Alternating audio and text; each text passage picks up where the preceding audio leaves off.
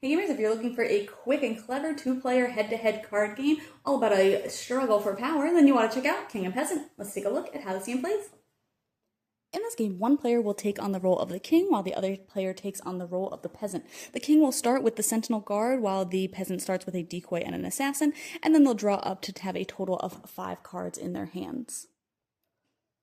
To complete setup, the peasant will place up to 3 rebels face down, and the king will place up to 3 guards face up into the center of the play area.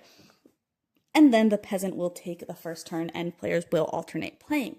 Peasants can hide more rebels. There is no limit to the number of rebels they can have, while the king is limited to only 3 guards. They can infiltrate to put one of their face-down cards into the deck, which can be beneficial as they do want the king to draw the assassin out of the deck. They can return a face-up rebel if something had gotten flipped over for them during the game. They can return that back to their hand. They can play one of their action cards if they have any to take that particular action, or they can draw a card. On the other hand, the king can ready a guard, again, if they do not already have 3 in front of them. They can mobilize a guard to discard it and use its ability. They can condemn a rebel, discard a rebel from the top of the deck or from in front of the peasant player, but if it is not the assassin, the peasant will win, so that is a risky one. They can also play an action card out of their hand if they have one, or they can choose to pass. Regardless of what action the king does take, they will always draw a card from the top of the deck, and if they do draw that assassin, then they will lose.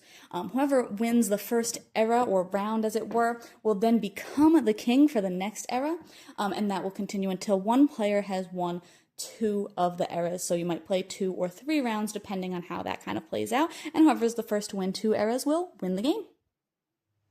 Overall, I thought this game was okay.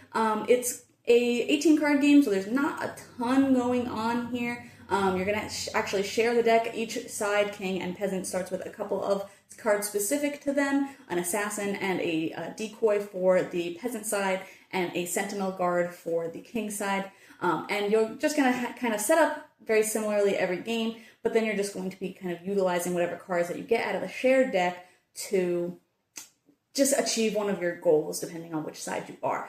I like the fact that you have the potential to switch sides during the game. If you start as a king and then you lose that round, you will swap roles, but if you win as the king, you will stay as the king for the next era. So there's the potential to swap roles. I almost wish that it was a forced swap, that no matter what happened or whoever won, you would have to switch roles just to kind of see both sides of the game each time that you play. But I kind of understand why it's not like that. But regardless, I do think it's cool that whoever wins becomes the king, so you do have that potential for seeing the other side. Both sides obviously play very similarly because they all have similar card play where you're just going to be kind of revealing cards or playing cards, taking actions to kind of get the better of your opponent. So it is a really simple game to learn. It's very approachable, which I definitely like, but there is a little bit of underlying strategy and kind of how you play those cards and when you kind of choose to maybe take something out of the deck or discard something off the deck. It can be very tricky, I think, for the king,